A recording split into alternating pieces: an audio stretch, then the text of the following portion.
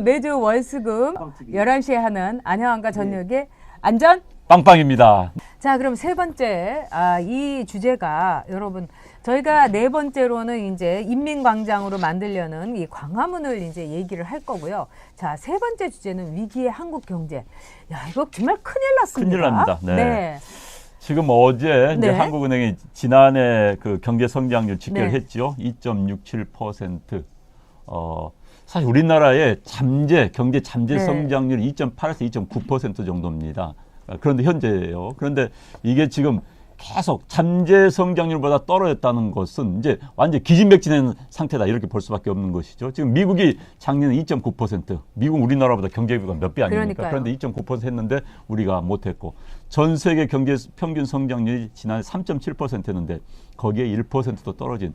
그런데 이제 문제는 이 수치가 중요한 게 아니라 앞으로가 더 문제입니다. 올해 더 빠질 것 같고 네. 더 다시 살아날 것 같은 무슨 모티브가 없다. 이게 이제 가장 큰 문제인 것이죠, 지금. 그렇습니다. 지금 이제 경제 위기가 아니라 경제 말하자면은 요즘 이제 그 유행하는 게 파국 교수 입습니다. 그러니까 지금 경제 파국이다, 여러분. 이렇게 생각하시면 됩니다. 지난 해에 경제 성장률을 2.7%로 맞췄어요. 1분기에 여러분 1%였습니다. 2, 3분기 0.6%였습니다. 그러니까 이거 완전히 큰일 났다 싶으니까 4분기에 그냥 완전히 세금이랑 막 재정을 마구마구 투입을 해갖고 1%를 올린 거예요. 그래서 한마디로 정부 주도 성장, 세금 주도 성장의 면모를 확실하게 이제 보여준 겁니다. 근데 지금 현실은 어떠냐? 기업 파산 신청이 역대 최대입니다. 그리고 지금 회생 신청을 한 이 업체도 12%나 급증을 했습니다. 이래서 6년 만에 최대. 그래서 우리나라가 올해는 완전히 바닥을 기는 경제. 여기저기 파산, 여기저기 문 닫고. 어저께 저희가 을지로를 이렇게 돌아다녔는데요. 밤까지. 을지로에서 보니까 그 번성하던데 문 닫는 데가 이루 말할 수가 없습니다. 자영업들 올해 아마 80%는 문 닫을 거다. 저는 이렇게 생각을 합니다. 근데 오늘 이제 그 홍남기가 뭐라고 했냐면은 정부가 지금 돈만 쓰고 있는 거예요. 이렇게 경제는 폭망인데 작년에 보면 정부 소비는 정부가 막 돈을 쓴 거는 11년 만에 최대입니다. 근데 이 홍남기가 뭐라고 했느냐? 즉 이 땅을 유휴지를 해갖고 집을 마구마구 짓겠다. 이건 뭘 얘기합니까? 건설 경기를 일으켜 가지고 그냥 이 정부가 얼굴 그냥 완전히 분식회계하겠다 이겁니다. 이 정부가 분식회계 전문 정부 같아요. 네, 그러니까 네. 이제 문제는 이제 지난해 통계를 가지고 우리가 네. 미래를 전망할 수밖에 없는 것이죠. 네. 지난해 이제 설비 투자가 이제 미래에 어떤 우리가 어떻게 될 것인가를 볼 수 있는 큰 수치입니다. 그렇죠. 그런데 설비 투자가 마이너스 1.7%였어요. 네. 지난해 그 전에 비해서 이게 이제 2009년 우리 경제 위기 이른바 미국발 경제 위기 이후에 10년 만에 가장 최저치를 기록한 겁니다. 그렇다면 올해 작년에 설비 투자 안 했기 때문에 올해 경제가 또 안 좋을 수밖에 없는 거예요. 네. 물론 현재 이제 세계 경제가 중국 경제가 지금 굉장히 어렵습니다. 미국 경제도 호황기가 지금 끝나갔습니다. 우리는 대외 의존도가 높기 때문에 미국 경제와 중국 경제 의존을 높일 수밖에 없는 거예요. 그다음에 이제 구조적인 문제, 과거 역대 정권에서 우리의 이른바 개혁, 구조개혁이라든지 또 네. 신사업 투자를 못한 것도 맞습니다. 그런데 구조개혁 못한 것은 사실 좌파 논리, 이른바 노조의 역할이 굉장히 커요. 그런데다가 이제 문제는 이렇게 여건이 어려울수록 현 정부가 부추기고 기업인들 의욕 살리고 기업 투자 늘리고 이걸 해야 되는데 이 정부 들어가지고 반기업 정서, 반자본주의 정서, 이 정서를 하다 보니까 기업인들이 투자하지 않는 거예요. 그러면서 이른바 말도 안 되는 소득주도 성장이라는 거 하면서 자영업자를 자빠지는 네. 거고. 그러니까 경제가 더 이렇게 아주 쫙쫙쫙 무너질 수밖에 그렇죠. 없는 겁니다. 그런데 이제 이 사람들이 저는 더 놀란 게 잘했대요. 어제 이제 국무총리실에서 발표한 자료를 보면은 소득주도 성장으로서 뭐 실질 임금 뭐가 높아지고 무슨 뭐 상용직 노동자가 많아져가지고 일자리의 질이 높아졌다. 자, 지금 경제 그런 말하는 사람들이 양심 있으면 그런 말 할 수가 없습니다. 문재인 대통령이 인식이 잘 모르. 옛날에는 또 네. 얼마 전 불과 작년이었나요? 작년 말에 한국 경제는 뭐 펀더멘탈 거시 경제가 좋다 이런 이야기 하고 그러다 또 어젠간 또 경쟁하기 어렵다. 그러면 어려우면은 정책을 턴하면 되는 겁니다. 소득주도 성장, 말도 안 되는 그렇죠. 소득주도 성장 턴하고 기업인들 길을 살려주면 되는 거예요. 쇼가지 말고요. 보니까 이제 무슨 뭐 탁현민이 사라지니까 무슨 개그 콘서트에 콘서트 PD를 데려온다고. 아, 저는 그거 보고 너무너무 기가 막혀가지고. 자, 대한민국 정치판을, 대한민국 청와대를 이제 개콘으로 만들 것인지. 그런 식으로 이미 정치하면 안 되는 개콘이에요. 거예요. 아니, 저는 PD도 필요 없을 것 같아요. 이미 개그 콘서트인데. 아까 누가 그랬어요. 네. 한국 영화가 좀 재미가 없다고. 네. 네. 정치판이 워낙 영화판이어가지고. 그러게 네. 말입니다. 그래서 지금 이제 브라이언 김님께서 아까 멕시코에 와 있다고, 그래서 공장 세우려고 왔는데 네. 너무너무 그 기가 막히고 힘들다, 이런 이야기를 하고 있는데요. 지금 이렇게 보는 이 경제 속에서 여러분이 다 걱정하시지만은 지금 이제 주한미군 네. 철수도 이제 구체화되고 있습니다. 지금 미국이 나오는 게 굉장히 예상 외로 강경하게 나오고 있는 네. 거예요. 그러면서 지금 우리는 미국하고 뭐 너무 격차가 크다, 이렇게 하고 있는데, 미국으로서는, 트럼프로서는 주한미군 빼고 싶은 겁니다. 그리고 1년마다 계약하자.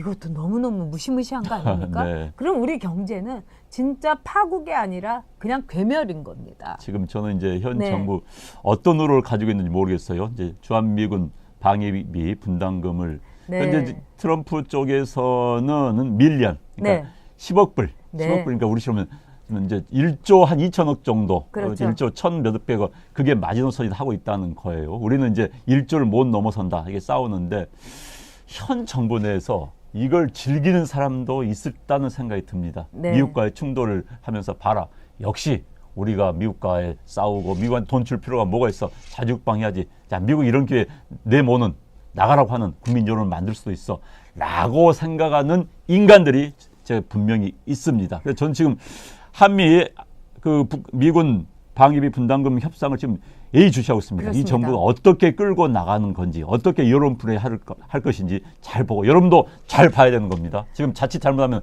반미 감정 부추기는 수단으로 활용될 수가 있습니다. 네, 어스 언젤님께서 미군 철수하면 중국 밥 되는 거지. 정말 아주 그냥 딱 맞는 말씀입니다. 중국이 제일 원하죠, 이 주한미군 철수하는 걸. 근데 주한미군 철수에 있어서 또 하나의 이제 문제점은 뭐냐? 어저께 정의용 실장이 이 해리스한테 이렇게 얘기했다고 그럽니다.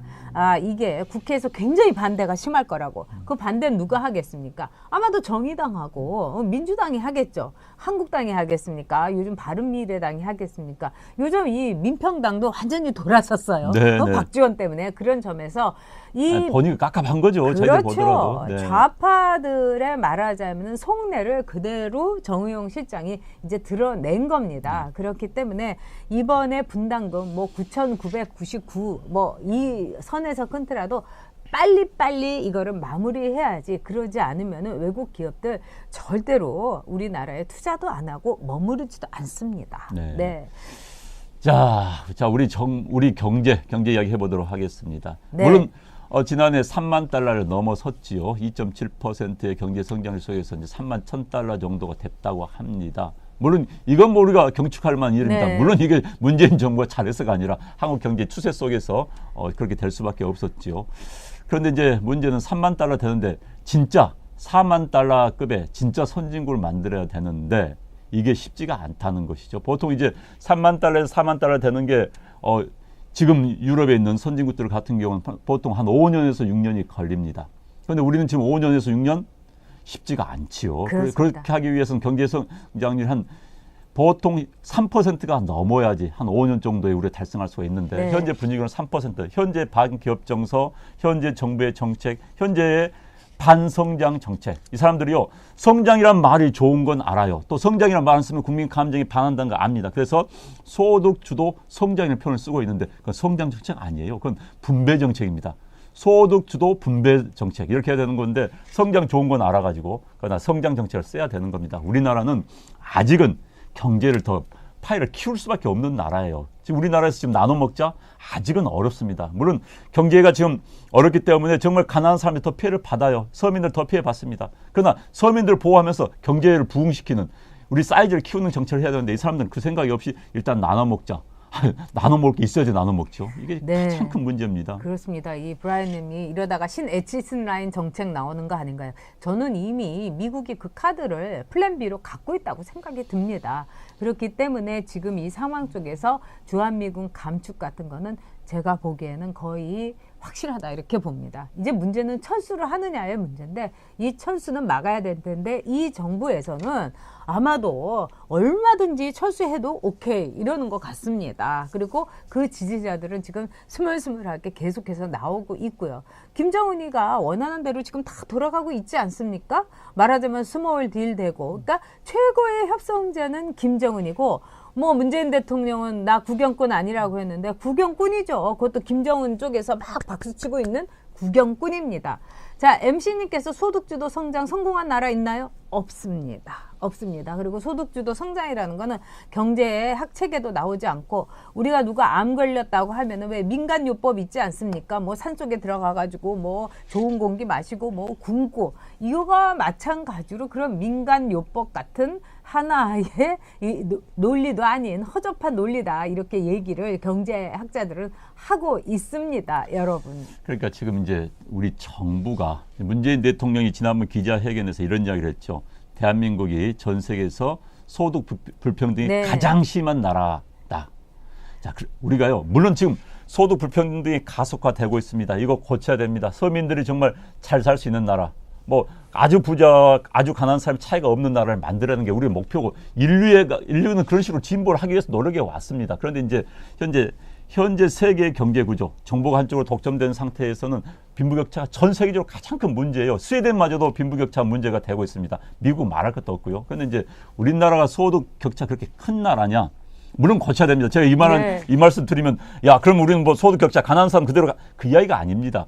고쳐 나가야 돼요. 그러나 우리가 이제 인식이 정확해야만이 올바른 정책이 나오는 겁니다. 지난해 유엔 인간 개발 보고서에서 이른바 지니 계수에 따른 그리고 또 팔마 비율이라는 게 있습니다. 그거에 따른 그 소득 격차를 분석해 놓은 게 있어요. 그럼 전 세계에서 우리나라가 28등입니다. 28등. 전 세계 156개 국가를 분석을 했어요. 우리 뒤에 130개 국가 있습니다. 우리하고 비슷한 나라가 일본, 독일이 소득 그 분배가 우리와 비슷합니다. 이건 우리 자료가 아니라 유엔에서 전 세계를 상대로 한 조사의 결과입니다. 팔마 비율도 마찬가지예요. 팔마 비율이라는 것은 하위 40% 대 상위 10%가 얼마나 소득의 차이가 나는 건데 이거 하면 우리가 일본, 독일하고 거의 비슷해요. 우리 한 28등, 30등 정도 사이 낍니다. 그런데 이제 문재인 대통령은 대한민국이 전 세계에서 가장 빈부격차가 심한 나라이기 때문에 이걸 해야 돼, 고쳐야 된다. 그거 바탕으로 해서 이제 소득주도 성장 이야기가 나온 겁니다.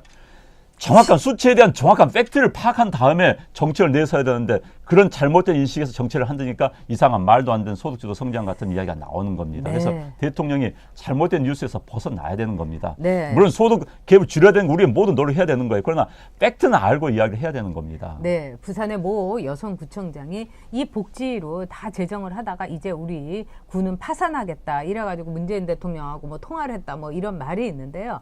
가장 중요한 거는 즉 한 구가 파산을 하면서 여러분 이게 쫙 이제 퍼지는 겁니다.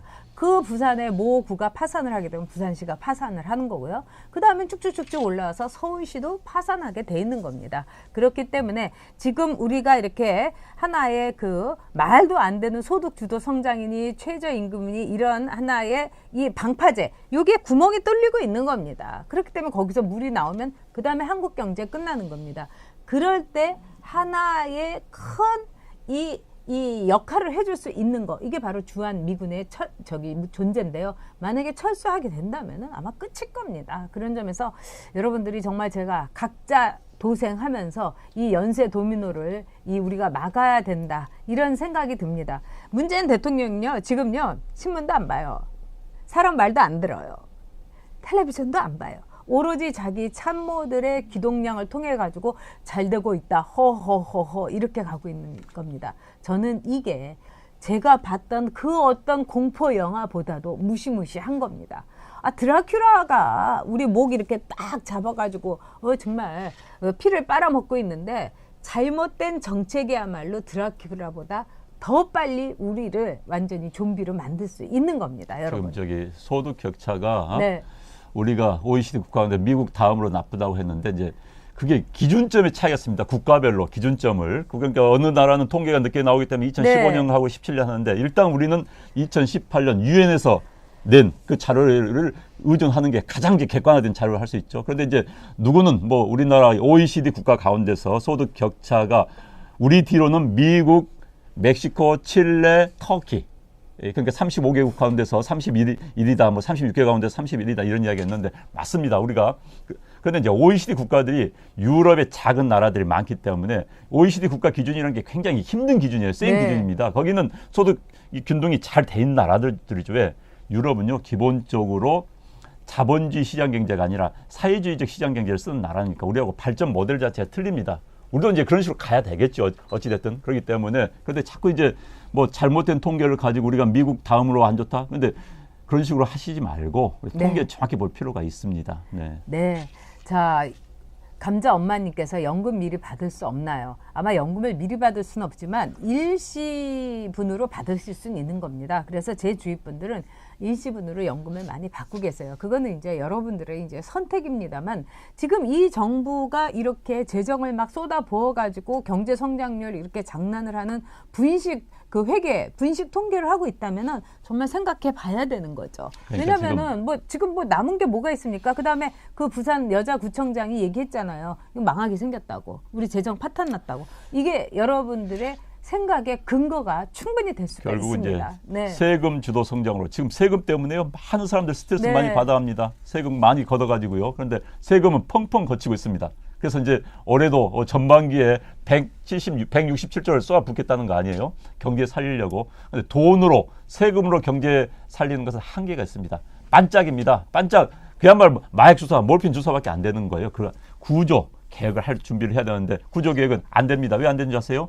좌파, 민노총 때문에 안 됩니다. 네. 네, 지금 켈리님께서 증거가 더 나왔다죠. 김경수 죗값 올라갑니다. 그 다음에 김태우 그 압수수색 했다고 그럽니다. 네. 하여튼 끝까지 가면서 어떻게 정말 이 공포 정치를 하나 우리가 지켜보고 우리의 어떤 전의를 다져야 될 것 같습니다. 여러분. 네.